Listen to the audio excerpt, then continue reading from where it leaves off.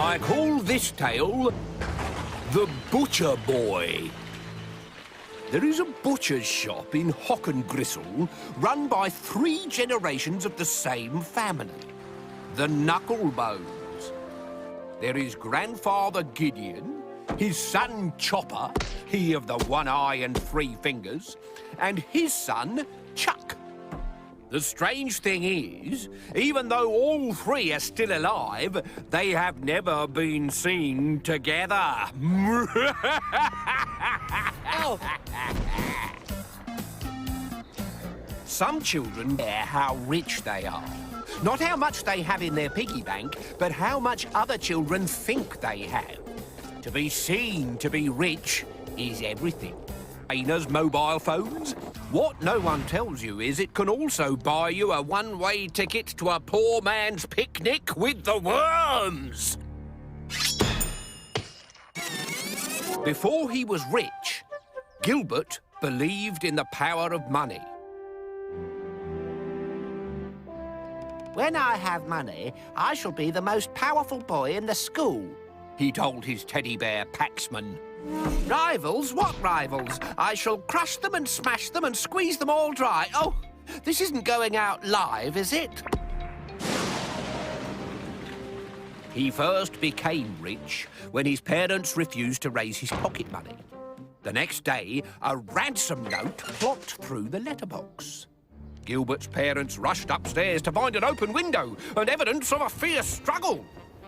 "He really has been kidnapped," gasped his mother. "This photograph of Gilbert holding today's paper is proof." "And look at that," cried his father. "The room he's being held in has exactly the same wallpaper as this room. Isn't life strange?" said his mother. And they hurried off to the bank to withdraw the money to have their son released. The next morning, Gilbert was back. "They stole my trainers and wouldn't let me watch telly." But in his waistband nestled a large wad of cash, which would change his life forever. Now that Gilbert was the richest boy in the school, he wanted everyone to know it.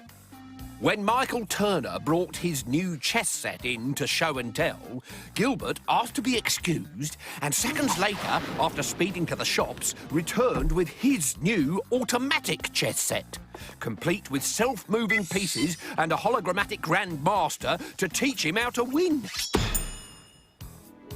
When Phoebe Clawhammer bought a kite, Gilbert bought a hang glider.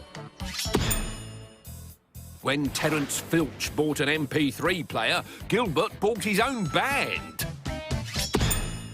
When Chloe Swinton-Berry trotted in on her new pony, Gilbert bought a stallion called Granite, who had won the Grand National 5 times.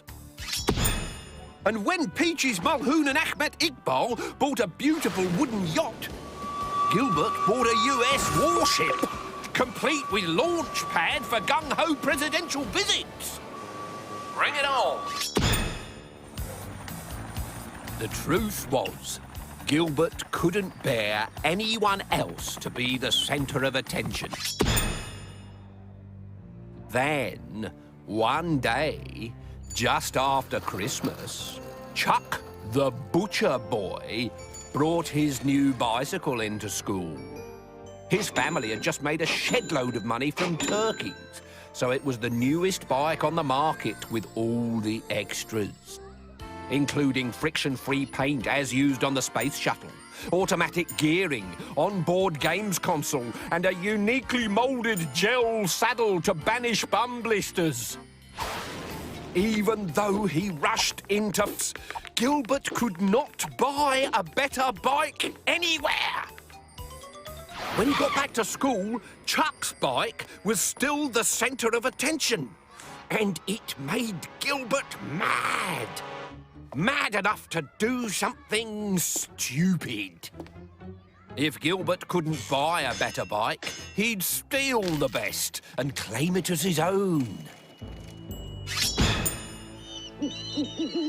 That night, as an old-fashioned fog swirled down the street, An old-fashioned bicycle bell jerked Gilbert from his sleep. When he peered out of the window, he saw a colourless boy in jacket and cap, riding an old-fashioned butcher's bicycle. It was Chuck. From his front basket, he pulled out a metal object which glinted under the street light. Whoa! Bike? Then, thinking he was being clever, Gilbert shouted, "What bike?" But he was shouting to himself and the fog, because the butcher boy and the butcher's bike had disappeared. Gilbert returned to bed. Ah, Chuck, what do you want? I've come for my son's bike. Your son's bike? You haven't got a son. Who are you? What are you? I am my own daddy and my own son. Gilbert thought his heart had stopped. This isn't possible. I don't understand. We're a very close family, said Grandpa Gideon. We can trace our line right back to the Victorians, and everyone knows how strict the Victorians were. Gilbert made a dash for the door, but the old man beat him to it. We've been butchering in Hog and Gristle for 3 generations, looking after the neighbourhood, you might say, clearing it of undesirables. If it's meat you want disposing of, come to Knucklebones. Oh, what does that mean? It means you shouldn't have stolen my grandson's bike. It's over there! Take it! But Chuck's grandfather wasn't interested in the bike.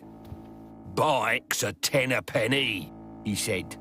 Good meat, on the other hand, is priceless. I'll pay you. Take the bike, and I'll give you whatever you want to go away. But there are some things even money can't buy, as Gilbert was just about to find out. What I really want is you.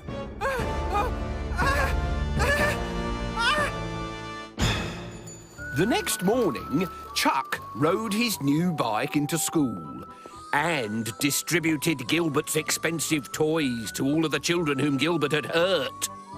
Meanwhile, in a quieter part of town, a butcher's shop was opening for business. There was a new sign in the window. Meat to die for. Morning, Mr. Knucklebone. Morning, Mrs. Patrick. Recommend anything today? I've got some freshly made sausages, if you're interested. Oh, it's such a pleasure to still have an old-fashioned butcher around. We aim to please, Mrs. Patrick. We always aim to please.